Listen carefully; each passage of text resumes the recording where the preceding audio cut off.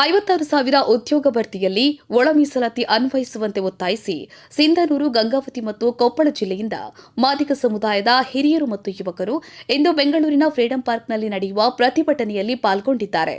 DSS Koppal ಜಿಲ್ಲಾಧ್ಯಕ್ಷರಾದ Mahesh T ಹೊಸಳ್ಳಿಯವರು Congress ಸರ್ಕಾರಕ್ಕೆ ಸೆಡ್ಡು ಹೊಡೆಯುವಂತೆ ಆಕ್ರೋಶ ವ್ಯಕ್ತಪಡಿಸಿ ಒಳ ಮೀಸಲಾತಿ ಜಾರಿಯಾಗುವವರೆಗೂ ಮಾದಿಗ ಸಮುದಾಯದ ಹೋರಾಟ ನಿಲ್ಲುವುದಿಲ್ಲ. ಒಂದು ವೇಳೆ ಒಳ ಮೀಸಲಾತಿ ಜಾರಿಯಾಗದಿದ್ದರೆ ಇಡೀ ಕರ್ನಾಟಕ ಬಂದ್ ಮಾಡಿ ಹೋರಾಟ ಮಾಡಬೇಕಾಗುತ್ತದೆ ಎಂದು ಸರ್ಕಾರಕ್ಕೆ ಎಚ್ಚರಿಕೆ ನೀಡಿದ್ದಾರೆ. ಮಹೇಶ್ ಟಿ, ಗಂಗಾವತಿ. ಜೈ ಭೀಮ್ ನ್ಯೂಸ್ 24x7 ಇದು ಬಹುಜನರ ನ್ಯಾಯಕ್ಕಾಗಿ. ಏನು ಈ ಸರ್ಕಾರ ಮಾಡುತ್ತಿರುವಂತ ಅಕ್ರಮಗಳಿಗೆ ಸಿದ್ದರಾಮಯ್ಯನವರೇ, ನಮ್ಮ ಮಾದಿಗ ಜಾತಿಯನ್ನು ಸದಾ ನೀವು ವೋಟ್ ಬ್ಯಾಂಕ್ಗಳನ್ನಾಗಿ ಯೂಸ್ ಮಾಡಿಕೊಂಡು ಈಗೇನು ನೀವು ಸರ್ಕಾರವನ್ನು ನಡೆಸುತ್ತಿರುವರಲ್ಲ, ಈ ವೋಟ್ ಬ್ಯಾಂಕಿನ ಪ್ರತಿಯೊಬ್ಬರ ವೋಟ್ ಹಕ್ಕುಗಳನ್ನು ಕಿತ್ತುಕೊಳ್ಳುವಂತ ನೀವು ಮಾಡುತ್ತಿದ್ದೀರಿ. ನೀವು ಮೋಸ ಮಾಡ್ತಿದ್ದೀರಿ. ಏನು ಈ 56,000 ಉದ್ಯೋಗಗಳಿಗೆ ಮೋಸ ಮಾಡ್ತಿದ್ದೀರಲ್ಲ,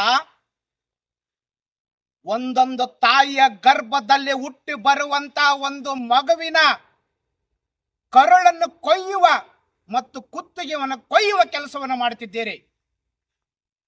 ಏನು ಈ ಸರ್ಕಾರ ಎಚ್ಚೆತ್ತುಕೊಳ್ಳಬೇಕು. ಈ ಸರ್ಕಾರ ಎಚ್ಚೆತ್ತುಕೊಳ್ಳದಿದ್ದರೆ ಮಾದಿಗ ಜಾತಿಯಿಂದ ರಕ್ತಪಾತ ಉಂಟಾಗುವುದನ್ನು ನೀವು ನೋಡ್ತೀರಿ. ಆ ಮಾದಿಗ ಜಾತಿಯಿಂದ ರಕ್ತಪಾತ ಉಂಟಾದರೆ ಮುಂದಿನ ದಿನಮಾನಗಳಲ್ಲಿ, ಅಂದರೆ ಕೆಲವೇ ದಿನಗಳಲ್ಲಿ ತಮ್ಮ ಸರ್ಕಾರ ಪತನಗೊಳ್ಳುವುದು ಖಚಿತ, ಅದು ನಿಶ್ಚಿತ. ನೀವು ಎಚ್ಚೆತ್ತುಕೊಳ್ಳಬೇಕು. ಇವತ್ತು ಸಿಂಧನೂರು ಮತ್ತು ಗಂಗಾವತಿಯ ಮೂಲಕ ನಾವು ಹೊರಟಿರುವಂತ ಆ ಹೋರಾಟಕ್ಕೆ ಮುಂದಿನ ದಿನಗಳಲ್ಲಿ ನೀವು ಪ್ರತಿಯೊಂದು ಪ್ರಶ್ನೆಗೆ ಉತ್ತರ ಕೊಡಲೇಬೇಕಾಗುತ್ತದೆ. ಸಿದ್ದರಾಮಯ್ಯನವರೇ, ಏನು ತಾವು ಸದನದಲ್ಲಿ ಒಳಪಟ್ಟಿರುವಂತ ಮಂತ್ರಿಗಳಲ್ಲಿ ಒಳ ಒಕ್ಕೂಟಗಳಲ್ಲಿ ತಾವು ಮಾಡಿರುವಂತಹ ಮೋಡಿಗಳನ್ನು ನಮಗೆ ಕಂಡು ಬರುತ್ತಿದೆ. ಮಾದಿಗ ಜಾತಿಗಳು ಮಲಗಿಲ್ಲ. ಮಾದಿಗ ಜಾತಿಯಲ್ಲಿ ಹುಟ್ಟಿರುವಂತಹ ಒಂದೊಂದು ಮಗು ಸಮೇತ ಹುಲಿಗಳು, ಮಲಗಿರುವಂತ ಹುಲಿಗಳನ್ನು ಬಡಿದು ಎಬ್ಬಿಸುವಂತ ಕೆಲಸವನ್ನು ನೀವು ಮಾಡ್ತಿದ್ದೀರಿ.